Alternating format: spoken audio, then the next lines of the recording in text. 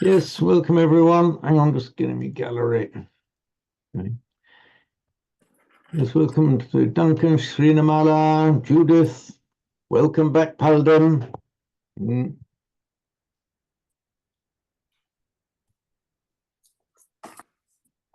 Is that a small animal to your right, Palden?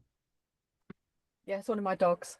Ah, okay, right. We've met your doggy before. So Keith, Jeremy, Fenny, welcome all. Christine, Roger, Simon, hello.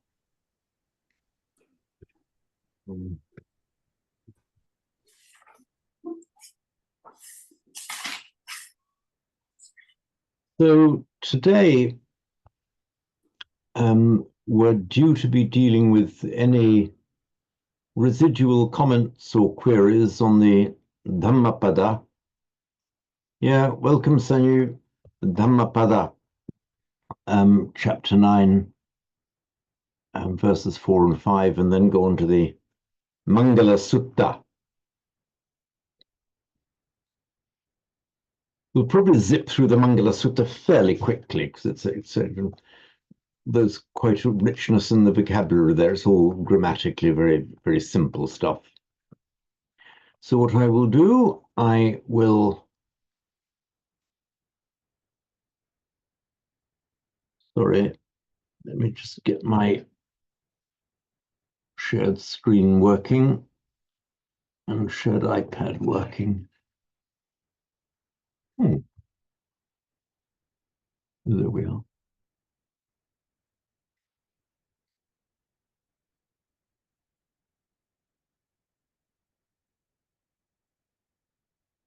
I'm just getting shared screen working.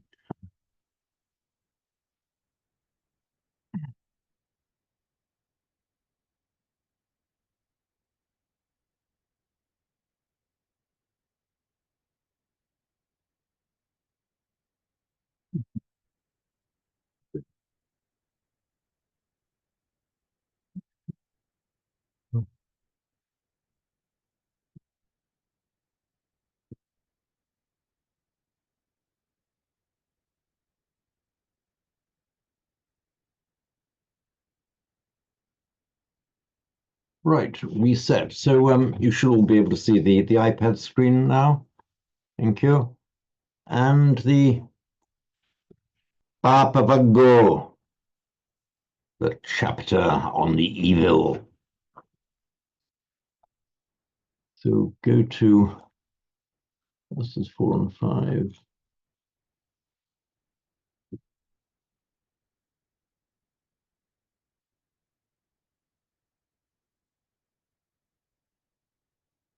So was there anybody here who didn't get a chance to recite it last time round and who would like to have a go this time round?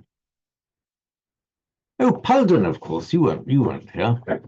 Why didn't you start, Paladin? Okay. Papo pipasati badram yava papam napachati yada cha pachati papang ata papo papani pasati.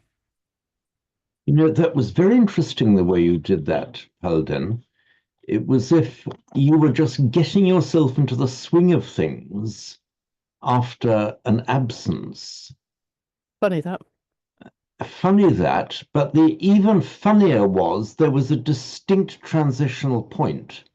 Because as you were reciting the first verse, you almost completely ignored longs and shorts, very uncharacteristic of you. Whereas in the second line, you made only one error. So as a matter of interest now, with particular attention to longs and shorts, I think we're seeing a rapid re-entry into Pali mode, Paladin. I've never seen such a rapid re-entry as you've just done. Recite that first one once again with distinct care and on longs and shorts, and attempt to make it a nice pure Indian O rather than an English O. An O. You said something like papo. It's papo. Okay. Papopi passati badram yava papam napachati. Yada cha pachati papam ata papo papani passati. You see, now that was perfect. I mean, welcome, Mariana. That was a very rapid transition back in Paladin. Good, thank you. Right. Now, was there anybody else who hadn't had a chance to recite last time? I think Mariano falls into that category.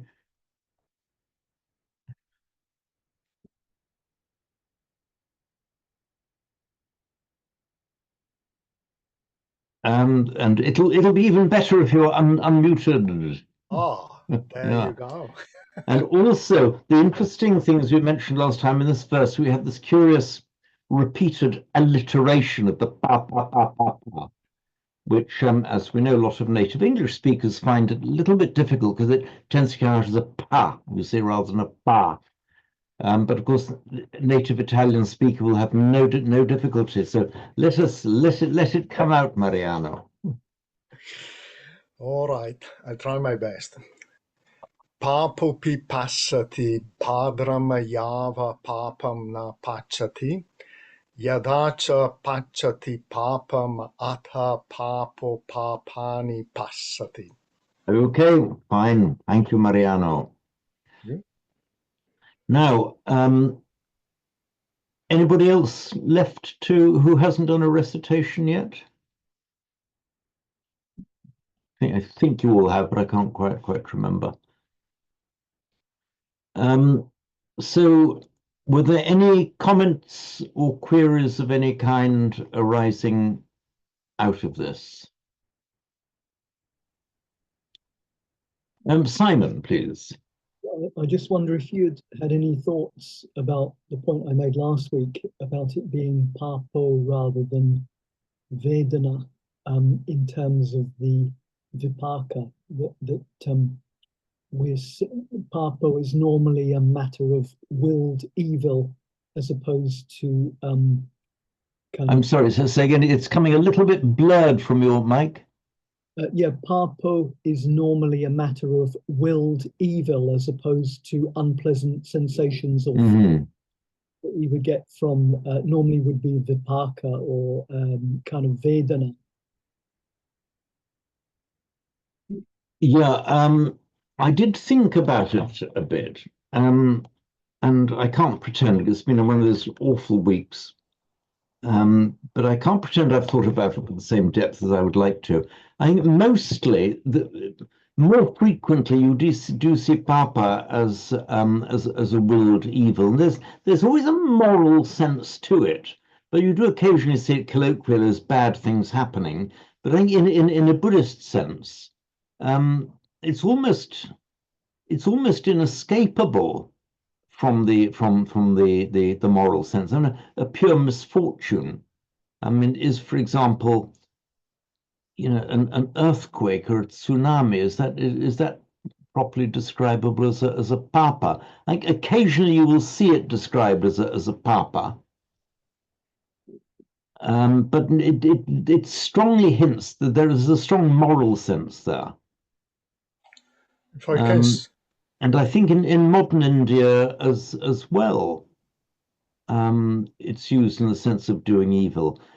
Sri Animala in Sri Lanka nowadays and in modern Sinhala, Yes. do you use the word papa? Yes, Papa, Pape. Okay, pape. And in what sense do you use that word in modern times? Papa means doing wrong is a sin like that. When you do something, it's a papa like that. When you do some bad things, it's right. papa. Okay, so you use it then, from what you've said, it evidently has a strong a moral sense. Yes. It's like the deliberate doing of evil, and you use the word sin, which is how it's often translated. Yeah. Yes, Mariano, and then I'll come around to you in a moment to thank you. Yeah, Mariano, I was just trying to say perhaps depending on. So if you're talking about the evil person, then there is the moral sense and so on. When you're talking about what you're going to get back, it is more on the Vedana side. Yeah, but that's more of a, sorry? On the Vedana side, the unpleasant side, because things in themselves are not evil. Things in themselves are not evil, okay. So there is both, depending on whether it is the subject or what you're getting back. Yeah. So I'll have to do a bit more thinking on your question, Simon, but this is more of a doctrinal and moral issue, and I fear to stray into that territory, in the sense that although although I'm happy to have a Dharma discussion with the people around me, I feel slightly nervous about doing it when I'm sitting in the teacher's seat, and I don't like being asked a question as if I'm qualified to pronounce on it, no more than the next man or woman, as the case may be. Right, Sanyu, you had your hand up. Yes, not a question, just to as a Burmese for the word Vedana, but in Burmese we use with the W Vedana. Well, We yes, use in the modern days, just the sufferings means that when we are ill, we have a headache, we have every physical or mental uncomfortable. We call that's all those kind of sufferings we use as a Vedana in the modern usage.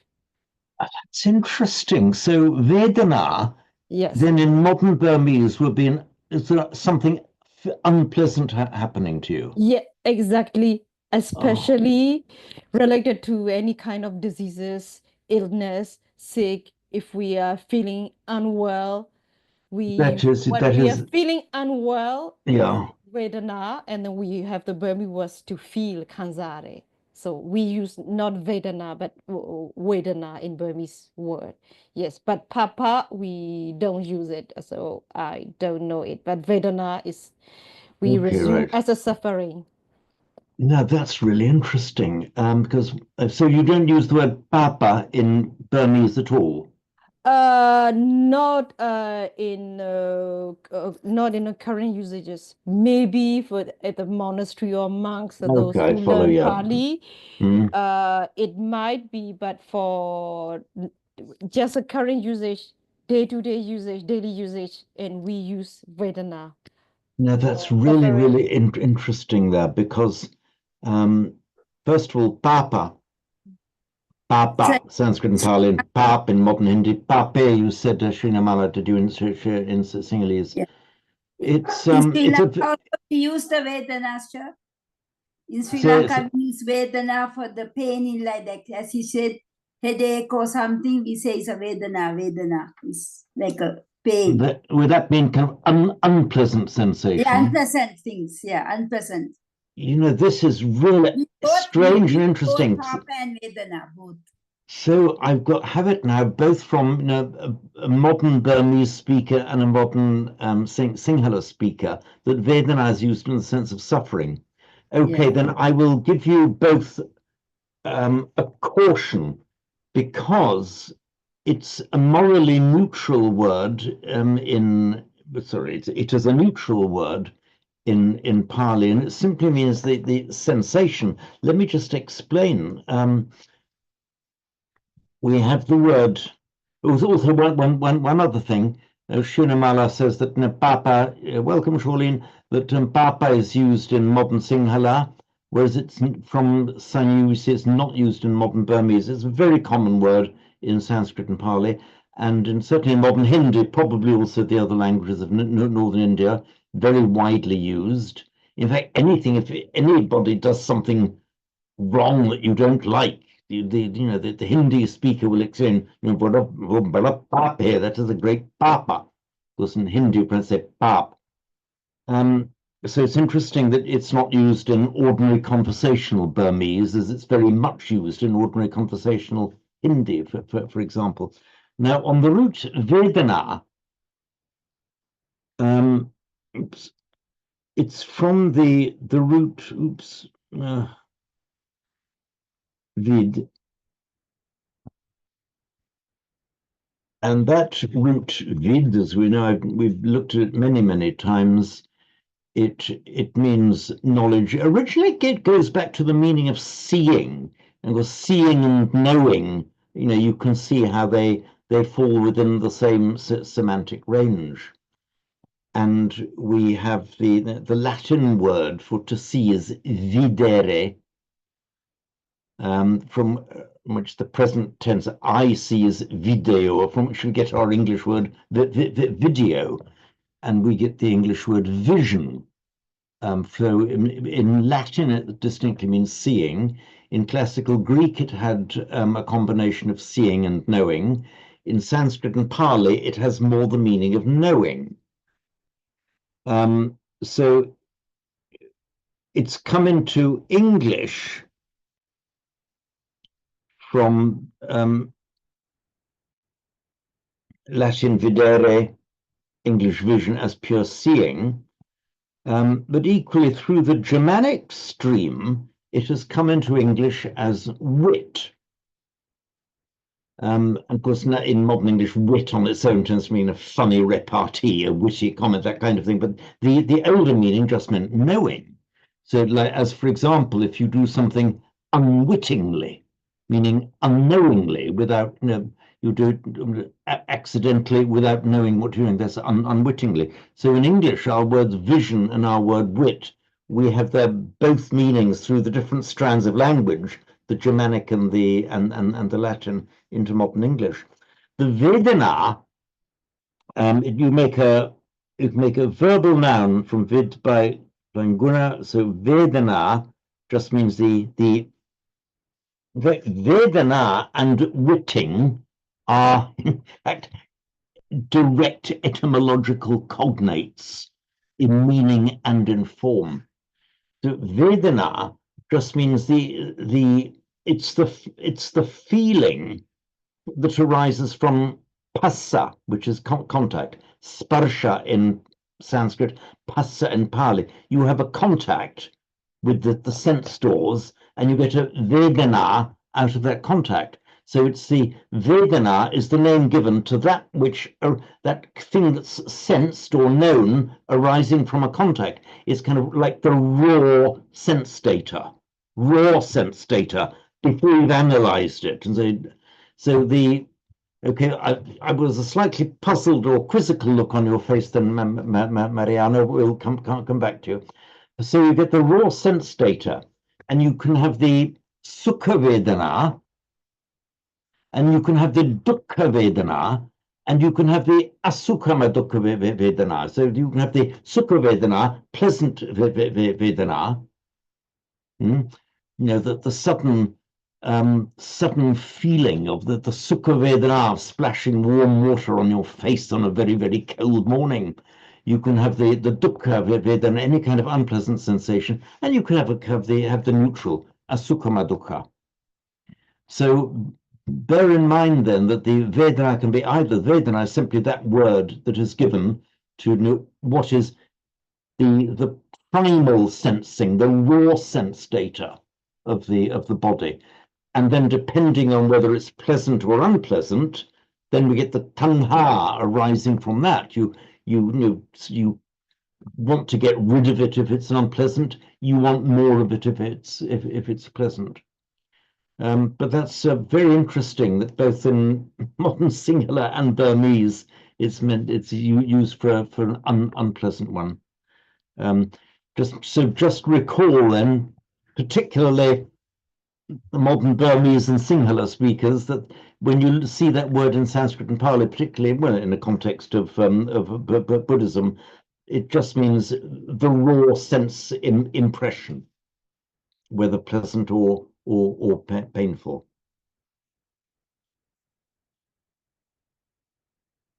Right, where were we? Here we are.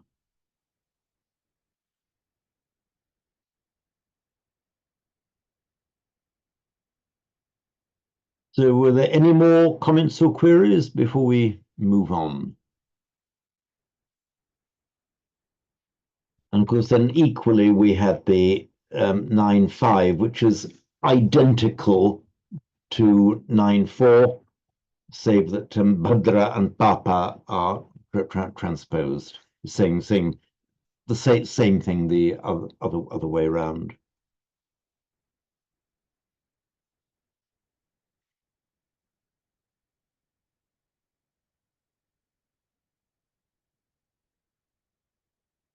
Okay, well, are we all happy to move on then to the Mangala Sutta? Right, I should have it here.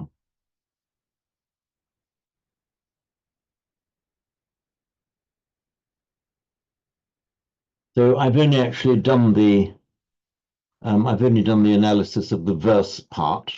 I'll call it up here. Oops. This is where the Bhagava, the Blessed One, is at the Savatthi Grove, and the night being almost past, the deity, a Devita, Abhikantavarna, of surpassing beauty, illuminating almost the whole, illuminating, one might say, the Jeta Grove, went up to the Blessed One, Upasankamitva, having stepped up, Bhagavantam Abhivadetva, having paid homage to the Blessed One, Ekamantamartasi, stood to one side. I wonder if anyone does that anymore, even in the East, where if you want to, you're approaching a teacher to ask a question or to address him, you see, you go up to him and respectfully salute him, that's great. But then you don't just stand in front of him, looking straight into his face, you stand to one side and then address him. Ekamantam Titaku Sadevahagandam Gatha Jabhasi, stood to one side, that deity addressed the Blessed One Gathaya in verse. Simon. Interesting how in nearly every other sutta, when it's a human being approaching the Blessed One, it's Ekamantang Nisidi. So they sit down, but a god is allowed to stand up in the Buddha's presence. Just very interesting point there. It may be that if you're a god, you aren't subject to the forces of gravity, and so you won't actually need to sit. You're perfectly happy standing up. It's a very interesting point. Because if you're a godhead, you're presumably at a higher level than a human being. So the human being, show more respect by standing up rather than sitting down in the presence of your superior.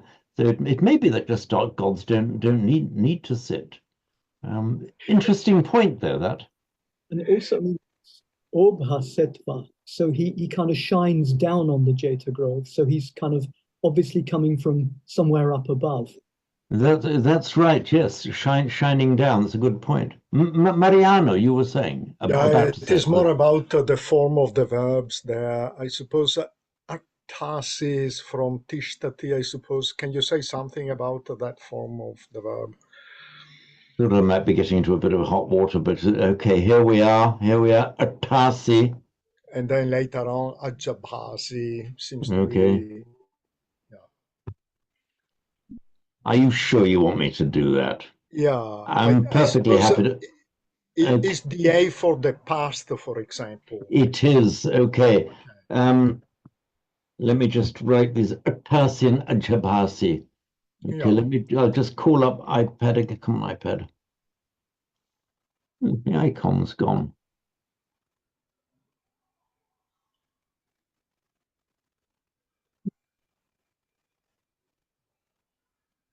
A bit of a problem with disappearing icons. There we are. So Atasi.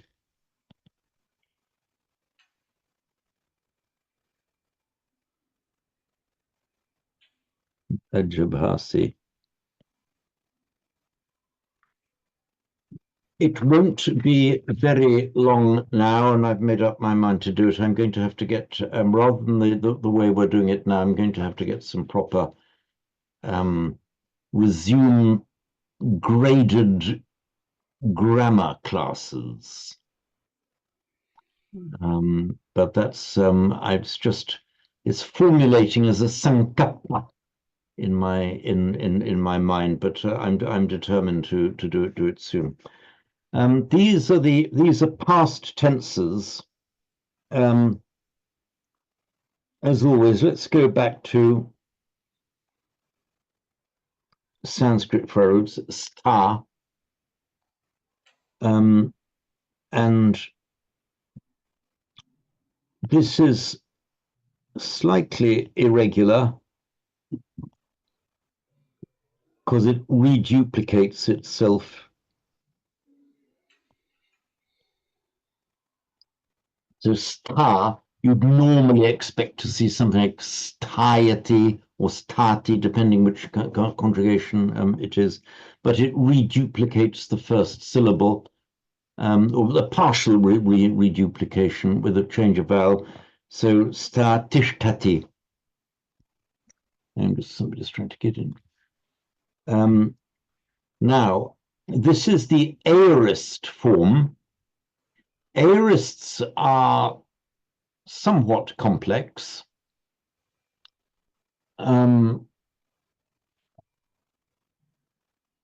have so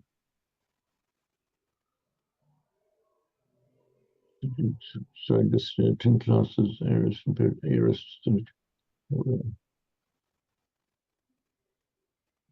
Just calling up a document. Here we are. Oh, no, where's it gone? Sorry.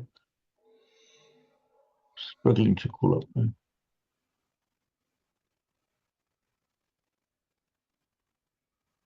Yes. The forms of the aorist, just to preface my comments, I've done a little note on them. When I say a little note, it runs to 19 pages so far on a detailed comparison of the Sanskrit and Pali aorists. I'm not suggesting that you should master all this.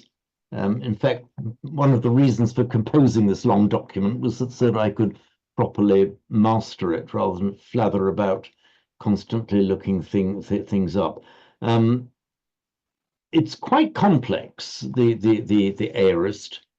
To cut a very, very long story short, sorry, aorist, I'm really going to truncate you. What you often find is to make an aorist from a root, you put the in front. It's nothing to do with the negating nothing to do with that at all. It's simply a past tense marker. And then the root, and then let's just look for the moment at the third person singular. He sure it stood. Which is confusing, I suppose, because in the present it would be for the second person rather than the third. The si. The si is part of the aorist stem. Okay. You in Sanskrit sometimes for the second person it ends in a sis, which the second s is the second person singular. Okay. You of all people ought to recognize this with because if you look at let's take the word in Latin, looking at Latin now, sorry, dicere, dicere to say. So, yeah, that's right. In the third conjugation in Latin, where there are various different forms of the third of the past definite, but many of them have insert the s, scribere scripsi, as Pontius Pilate said, quod scripsi scripsi, what I have written, I have written. That was when people complained about him putting Jesus of Nazareth, King of the Jews. The complaint is quod scripsi scripsi. So it's the si ending, exactly the same as the Vedic si aorist ending. So from dicere, I said is, I know I'm writing it wrong deliberately, Dixie. In fact, as a matter of Latin spelling, a C and an S then merged together to become written as an X. But it started life as scriptic C, as in script C, praxi, and so on. Now, you said, let's look at scribere. You wrote in Latin scriptisti, right? That S is the marker of the past tense, scripsi, and that S followed by sti is the marker of the second person singular. So that exactly that same potential confusion that Mariano has pointed out for Sanskrit and Vedic exactly reflected in Latin. Okay, now in the usage of it, which I am getting confused, trying to relate it to I've been and I was, where does the aorist stand? And is it really used in Pali or not? In Veneto, we don't use it at all, for example. We've got just the so other. Is it used at all in the Pali? In Pali, you were saying it is hardly used. No, I hang on. Is there anybody else who upholds Mariano in saying that? Because in Pali, it's the most common form of the past tense. Okay, I got it wrong. And whereas in Veneto, it is the opposite. Okay. And in actual fact, there isn't the other one. It is not used. It is used in Italia, but not in Veneto. So where does it sit? Does it mean I have been, I was, or what? Right, okay. Because it is a specific situation, and it was I was, logically. We know exactly. Yeah. Right. In the modern Romance languages, looking particularly at Italian, French, and Spanish, I think it applies to them all, but certainly Italian, French, and Spanish. Well, no, not Spanish.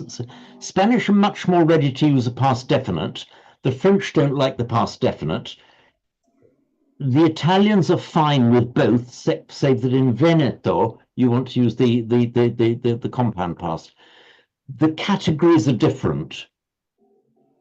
In English, I did and I have done have slightly different meanings. I did is a part. I have done suggests that I'm talking about the thing has been done, and you're talking about the effect felt in the present. Did you eat and have you eaten? Did you eat are you asking about a past event? Did that event take place? Have you eaten suggested, are you hungry? Do you need a meal? Have you eaten? In other words, you're talking about an event that either has or hasn't taken place in the recent past with its effect on the present. So you would say, I didn't eat yesterday, but I haven't eaten means, as a non-event, but it's having a present effect that there's hunger. Those categories do not exist in Sanskrit and Pali. The past, if you go back to Vedic, there are the various forms of the past tense that are actually fairly distinct in meaning. The aorist was used for a very recent part, often known as the adyatana. Adya means today, Latin hodie, Latin Italian oggi. Singular ada, meaning, is that correct, Shirimala? Today is ada, right? The adyatana means of today. There's the recent past. Then you've got the imperfect. Today. Yeah. Ada means today. Okay, I'm glad I got that right. Thank you.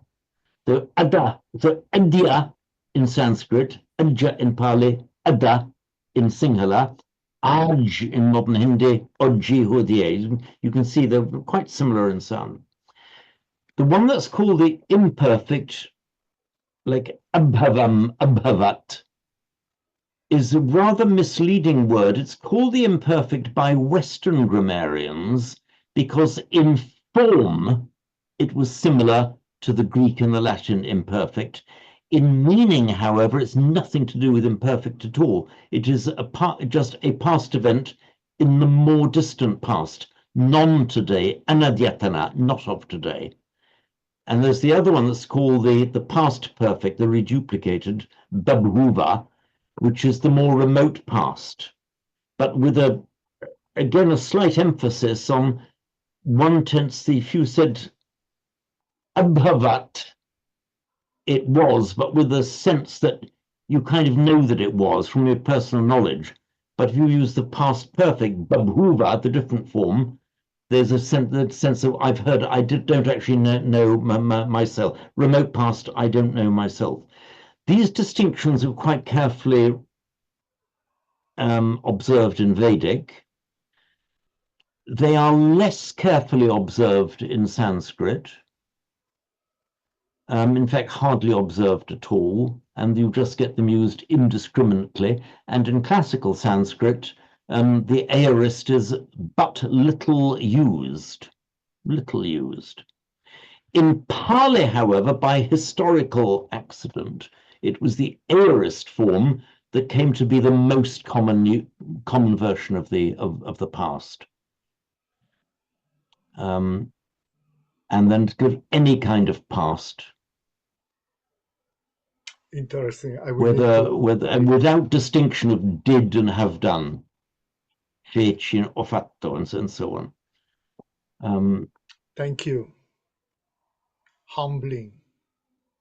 Well, I don't think you need to be humble. You raised some very interesting points there, Maria. We just need to show how the usage in different culture, languages, is more subtle than we normally think. Well, it actually can be quite subtle. Well, it is very subtle, and it's also how the language we use. I was having a conversation about this only yesterday. How the language shapes the way we think. Yeah. In fact, there was a Korean who was in a live Pali class of mine in Manchester, saying how such and such would be expressed in Korean with less emphasis on who did it, the emphasis on the doing, and it became so interesting. Then you use language from, you hear your own language from your very first day. You're hearing it, and then it shapes the way you see the world. It shapes the way you consider relationship, subject and object, and subject and verb. This explanation from the Korean is kind of subtly different.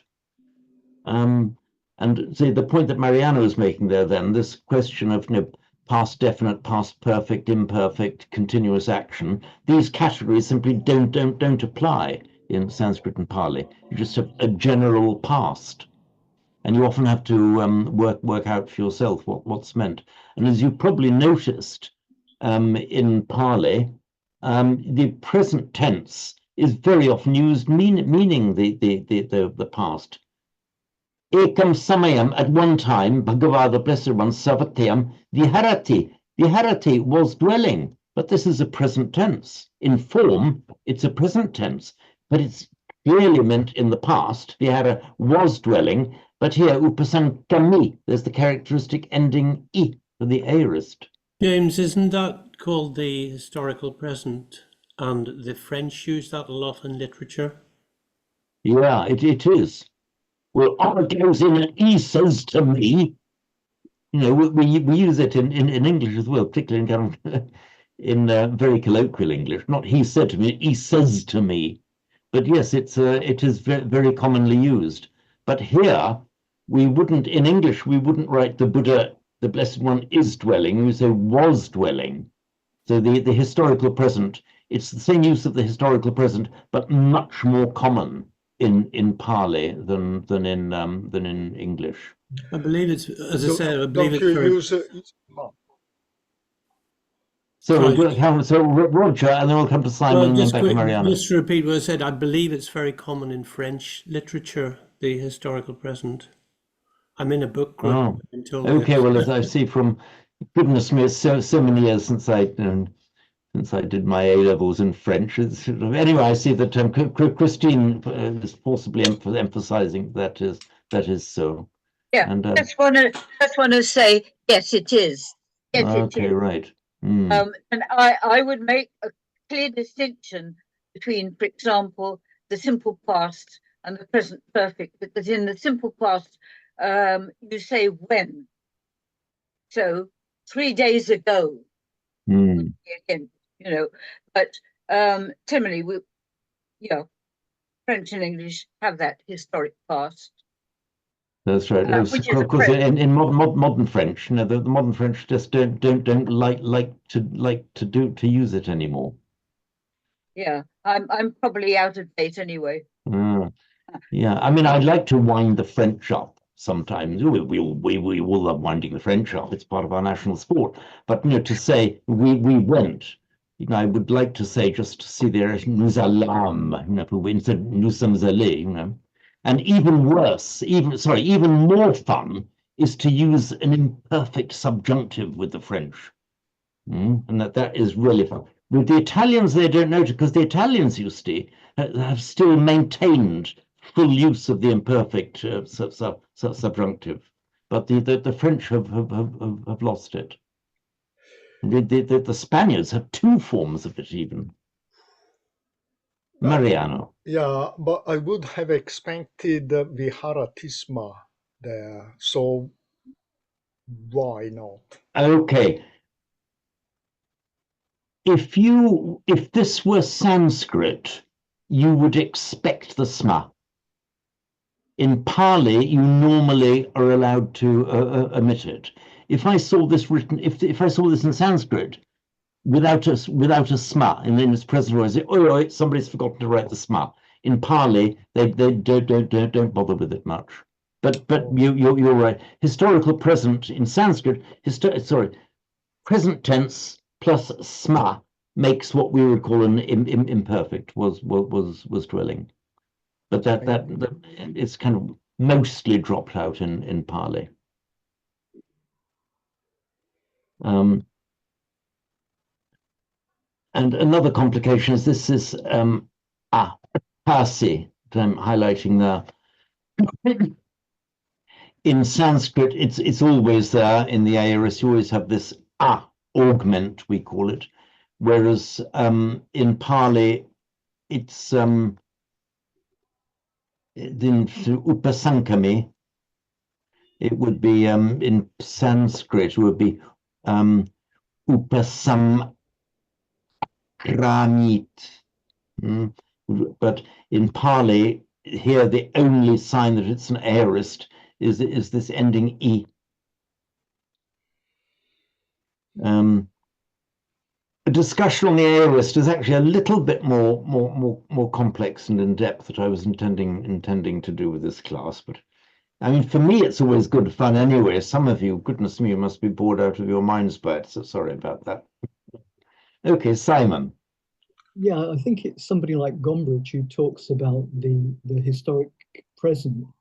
And he said that in lots of languages, it's used, there's kind of an understanding that you use it in particular contexts, so that whenever you see where the Buddha is, it's always viharati, it's always in the present. And he said it's a little bit like in English when you tell jokes, it's always this guy goes into a bar. You never say the guy went into a bar. That's right, yeah. It's like you are putting yourself in the situation and describing it as it happens.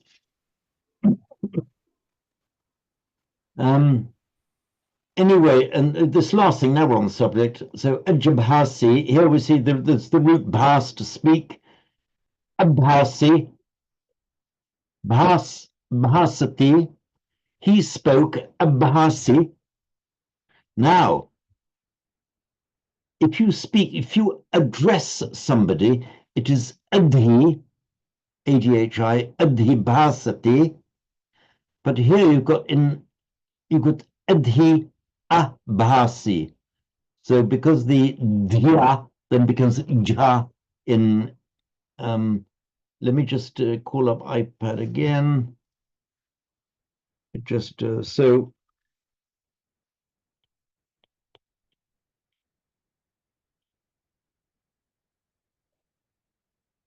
adhibhasati. The bhasati speaks, adhibhasati is more like addresses, speaks to. Sanskrit the same, except this is sh, adhibhashati. Now, let's make this into an aorist.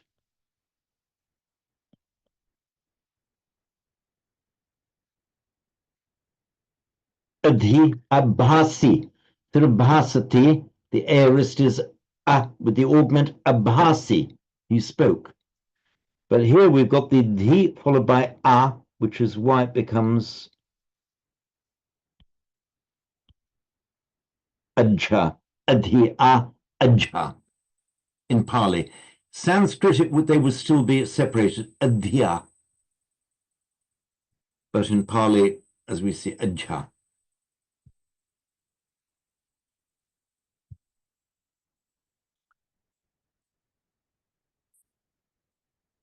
Right, are we ready to move on for this very entertaining grammatical diversion? And back to, let's plunge back into the Mangala Sutta.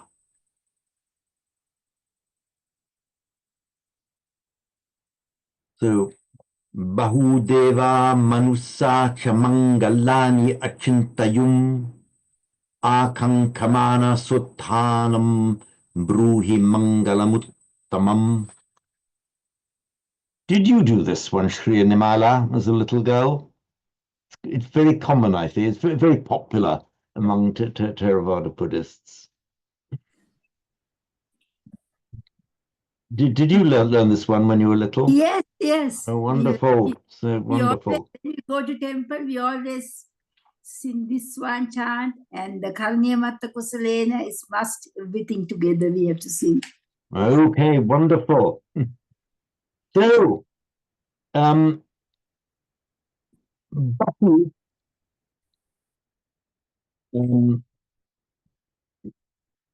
it can be a singular or a plural. Here it's used as the plural. It could be much of something or many. And we see it in the phrase bahulikata, the bhujanga bhavita bahulikata. So bahula, bahulikata. So bahulikata means repeatedly practiced. But here it just means many. Bahudeva manusacha. Many gods, many devas, and humans. Mangalani achintayum. This ayum is another aorist, third-person plural aorist ending. The root is chint, which is the same. Effectively, it's the parallel roots, chit and chint. So achintayum, they have thought about it, they have considered it, wondered about it, applied their minds to it. And this here is the same augment, the aorist augment that that we talked about when discussing the opening lines. Here, it's put in the aorist because I think that this deity specifically is the idea the deity is emphasizing to the Buddha, saying, look, lots of us deities and lots of human beings, we have already been spent, definitely in the past, look, we've already spent a lot of time thinking about this and wondering about it. He's saying, look, all this past effort has been done. Very definitely the past tense there. As if he's coming to say, look, we've put through all this effort. Now, can you please solve the issue for us? Simon, please. Yeah, the Chintayum, it's a rare form of aorist, I think, because it would normally be a Chintayinsu. Or chintesum. And you might also omit the augment as well. There are some. I'm just thinking, as it's and it's the only example I think that it's given in the link to the PED I've got. I think that's right. Yeah, it's this particular form is rare. The ayum ending is often found, but the rarity of it is the ayum ending on a class 10 verb. Given that it's rare, could it not also be the third person plural of the optative, in the sense that this is what many gods and humans should think about or would think about, because it's the same ending, achintayum. Ah, with the optative, you'd never have the or augment. The Okay. augment definitively makes it an aorist. Okay, got you. Okay, so you know that's the giveaway for a past tense here. So achintayum, have thought about it, have wondered about it. You often find that you get so what you call parallel roots, and we've got a parallel root in the next line as well. So we know that the root chit from we get the word chitta, the root chit, and also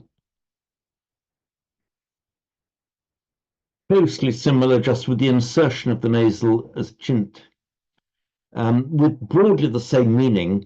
And if you go back in the past, they were clearly treated as variants of the same root. And the chit is the more common one, chitta. Incidentally, we know chitta, which is a general word meaning the heart mind, the seat of the thoughts and the emotions. Frequently in the scriptures we're warned of the dangers of the adantam chittam, the untamed mind, the dangers of the abhavitam chittam, of the undeveloped chitta. Right back in early Vedic times, the root meant brightness. It was in a sense the brightness provided by the mind that throws light on things, the brightness of the chitta of the mind in otherwise inert matter, the inert matter of the physical body. So it almost emphasizes the relationship between mind and body. It's the chitta that gives lightness, understanding, and knowledge to the inert or otherwise inert physical matter. Inert is the wrong word, to the gross physical matter of the body. And chint is more the common word is chinta. That means thought in the sense of that's kind of worrying about something. Mariano. Yeah. I come across often Chintamani. Is it the jewel or is it of the heart? Or how would you translate Chintamani? Sorry, say the word again. Chintamani, I think it is. Chintamani. Chintamani. Yes. This one. Yeah. Chintamani. Yeah. Composed of two. So I don't think it would be really that different if it were Chittamani, either Chintamani. Here, so Chinta is more commonly used in the sense of worrying about something, but thought. But Chintamani is the jewel of thought, literally. And I think and you're probably able to say a lot more about this than I can, Mariana, because I think it's more of a Mahayana expression.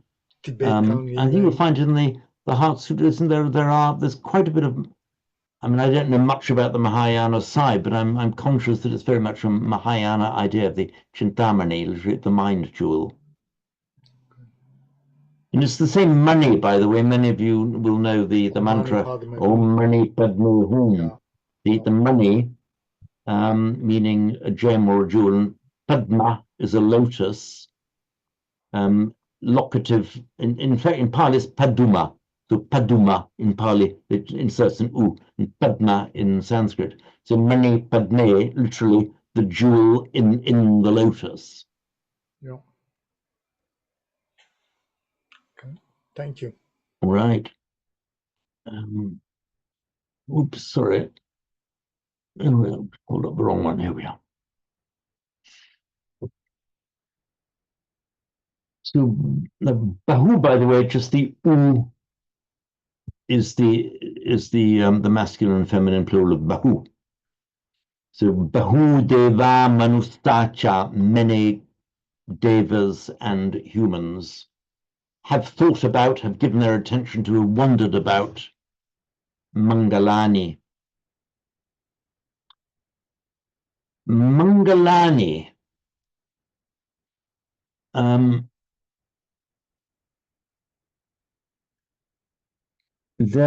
It has been traced to a root mang, which is allegedly means to go. I say allegedly because sometimes, you know, this wonderful, when the Indians want to get down to analyzing and listing things and categorizing them, they're brilliant at it. We see that in the Abhidhamma as well. We've got this word Mangala. Now, the vast majority of Sanskrit and Pali words we can trace back to a known Vedic root. Aha, that's the root, and that's how the word has developed as an extension from that root. Sometimes roots have been invented because they feel a little bit lost and anxious. They've got this word there, but no observable, no known root. So there's the possibility that this mang root might have been invented.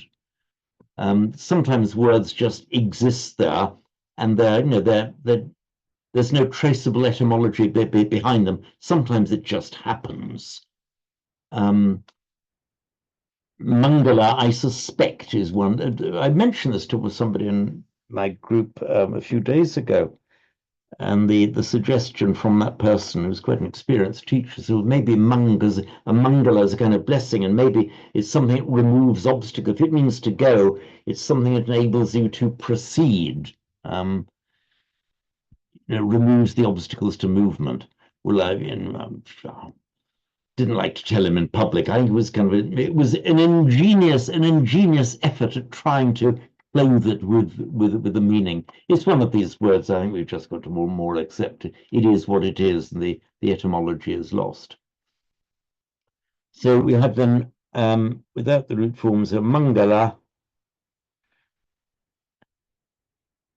it is, as a noun, it's a neuter noun, Mangalam, which is why the plural is Mangalani. It's also used as an adjective. You can talk about Mangala Buddha, something like auspicious Buddhas or blessing given Buddhas.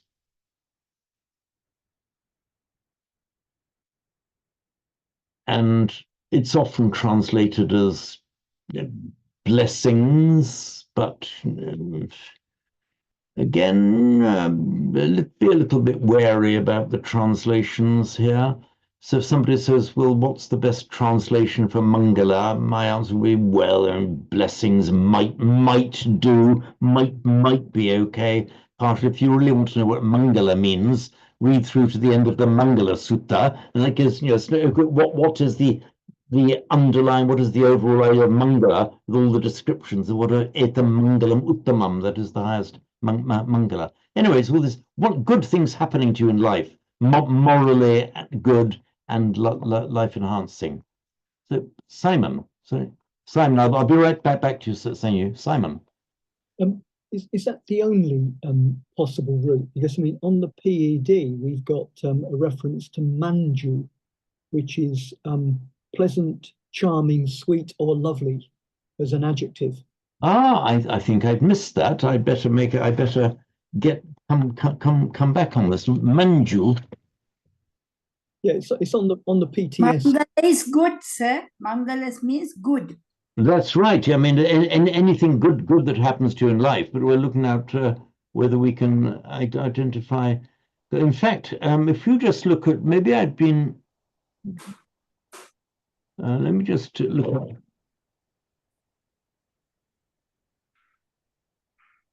I'm just bringing up Minnie Williams, and we'll look at PTS. Yeah. So according to with this one particular source from the root mung, but the PTS then, let me look a little bit more in that PTS.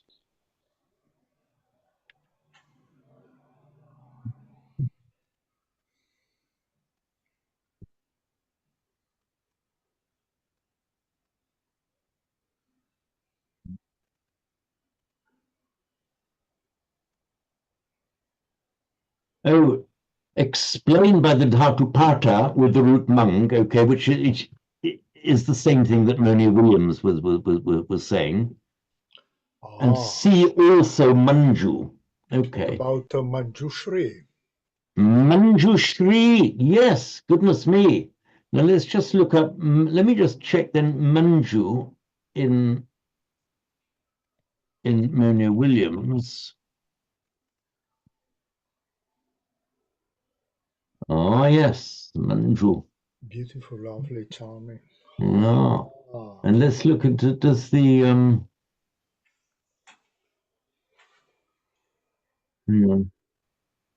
Manjishta, Manjari, Manj. Can we get back to a Manj? There's Mancha, Manch. Ah, now look, this is an example of what I was saying, which is the root Manj, probably invented to account for the following. So this is another example of this need to have a root. I really sympathize with these people who invented roots. I feel that same sense of being slightly lost and adrift if I don't have a known route to tie myself down to. But there we are. The Moni Williams is being honest about it on their behalf, probably invented. So probably invented to account for things. Okay, seek, then compare, marge and bridge. These are just ordinary words meaning to wipe or to scrub something. Cleanse, be bright, and then flowery. So generally kind of auspicious and nice kind of thing. But I suppose there's no harm in us holding all of these things in our minds at the same time, a general sense of cleanness, brightness, loveliness, everything that you like to have around you in life and that is physically and morally good. Suppose for Manjushri it would be the bright because he stands for awakening, basically, wisdom. That's right, yes. And of course, the original meaning of Shri is brightness. As well, yeah. Yeah, that's the original, and then it came to mean a blessed, general sense of blessing and glory. And as in Sri Lanka, is that same word. You wouldn't just the name of the island is Lanka. Oh, are you departing? Okay, Mariano. See you next time then. Bye. Bye. So, Sanyu, I think we were due to come back to you.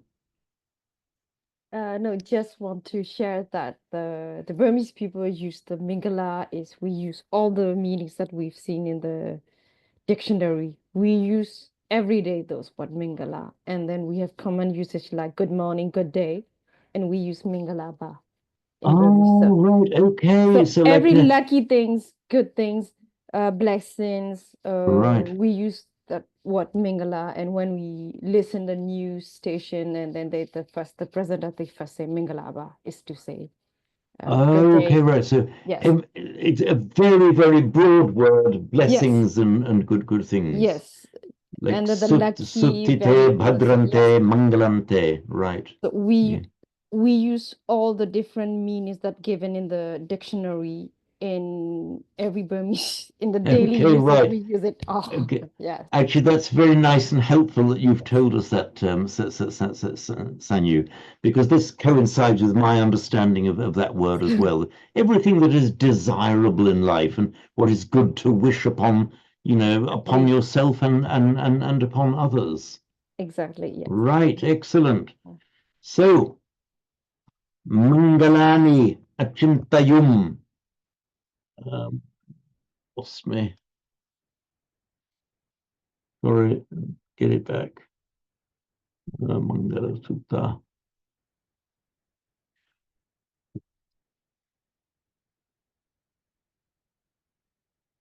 So many gods and humans have thought about Mangalani. What are the good things to have? What are the really desirable things to have in life? By the way, this word Manusa, the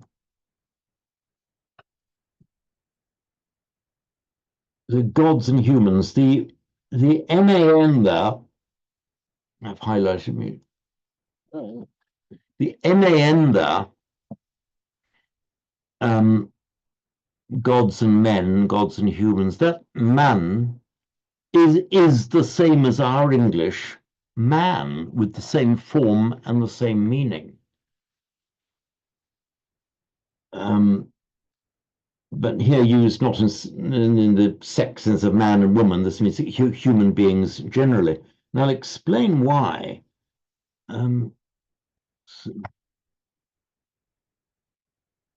Lost an icon on the toolbar. Here we are. It's from the root man, from which we get the Latin word mens, meaning mind, which has come into English as mental. And the idea was that it came to mean man, because there's in Hindu mythology, Manu, from that same root, was the primal human being. A kind of the Hindu Adam, but rather more primal than Adam. And the reason was that mankind is distinguished from the beasts by the capacity for rational thought. So the theory ran. So Manu was, as it were, the thinking creature. And so when we have it's come down to English as man, or via the Germanic line, we still have the unaltered form man, as in person, man and woman, mankind. And we also have it in the form mental. So mental and man are from that same origin. Now, Manu was in Hindu philosophy the primal man, and a descendant of Manu, we put the suffix shya on the end. Manushya just means a descendant of Manu, of the race of Manu.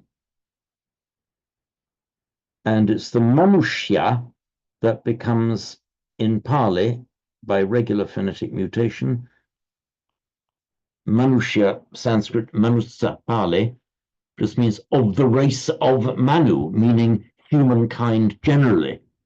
So humans generally.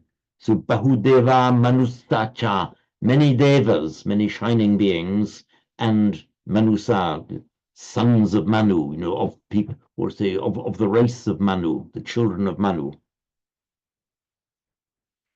And then now, then in Pali and Sanskrit, maybe that origin was forgotten a bit, and it just means human beings in general. So Mangalani Achintayum, they've thought about Mangalani. James, sorry, just before we leave that, can you say a bit more about that suffix sha? Yeah, it's not much used. It's just I cannot offhand think of any other place that it is used, but it means, let me just see if I can.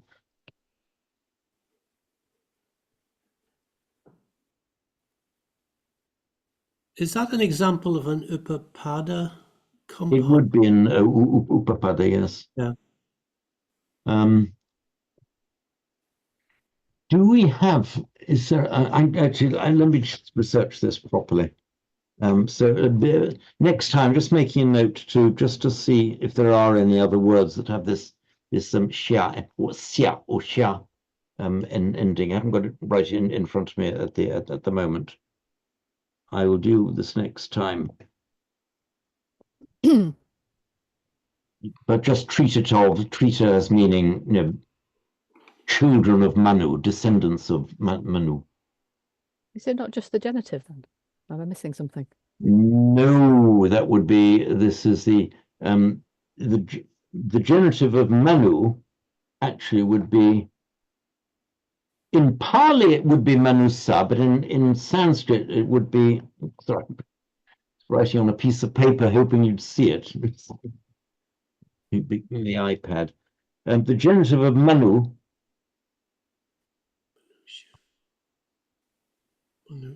in Sanskrit, in fact, is Manu. But in Pali, the genitive would be Manusa. But so if you see the word Manusa, it can be the genitive of Manu, which would be extremely rare. If you find that in Pali at all, I don't know. But very commonly, Manusha, used as an independent noun, of which the genitive would be Manusasa. So Manusa is a noun on its own now. It superficially looks like a Palified genitive of Manu. In fact, it's not. It's the Pali form of the Sanskrit Manushya, which is a freestanding noun. The genitive of Manushya in Sanskrit would be Manushyasya. Manushyasya. In Pali, Manusassa. So you're right to point that out. I hadn't actually seen that, but there's just a coincidental similarity there. So at risk of this being a real rabbit hole, why is, and it's the wrong language anyway, why is the genitive of Manu Manoha? That is the regular genitive of Sanskrit nouns, masculine nouns ending in a short u. Ah. Yeah. And for example, you get, just looking at let's take this, the word muni, often meaning a sage. In Pali, the genitive is munissa, but in the Sanskrit, it is mune.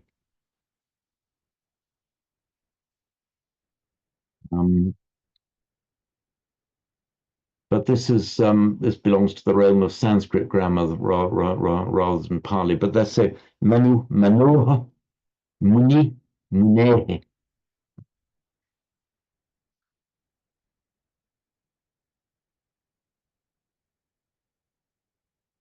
So I should mention I have to shut down fairly promptly at 1 because there's a client begging me to do something very urgently. I said, okay, I'll do it urgently in my 45-minute break between teaching. So I'll shut down in a moment. What we'll do then, when we get next time, when we resume, then we'll deal with this Akankamana Suttanam, both of which are fascinating words in their own right.